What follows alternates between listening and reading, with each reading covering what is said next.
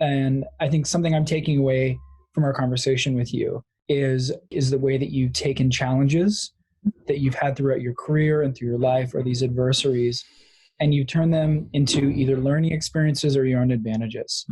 And I think that's unique because it's not easy to do. And I think if there's one thing that I'm taking away, and maybe, listeners and viewers can take away, is that, when you're trudging, when it's tough, when you can't see the light at the end of the tunnel, to sort of shift your mindset and think about in terms of growth, or in terms of opportunity or learning, or any of those things.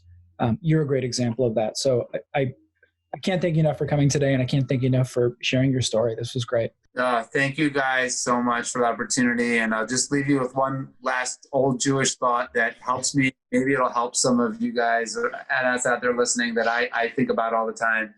There's an old Kabbalistic book called the Tanya. And in the Tanya, there's a great Rabbi Shneur Zalman. And he basically, when he translates the word thoughts in Hebrew, he translates it as beged. Beged in Hebrew means clothes. So everyone says, like, why would you translate thoughts as like a jacket or like a shirt? And he teaches something that's so fascinating. When we have a challenging thought, when we have a negative thought, when we have adversity, we have to realize it's not who we are. Our thought doesn't define us. If it's a negative thought or something that's trying to put us down or make us anxious or make us sad, just take your jacket off. It's not who you are. It's like a garment.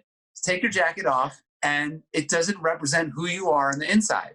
So it's like when we have challenging moments, when we have anxiety, when we have, especially now with COVID, people are feeling so down and we can't get started, and the world seems like there's no concrete answers to anything. It's to remind ourselves, these thoughts aren't who we are. They don't define who we are on the inside. On the inside, we have this amazing power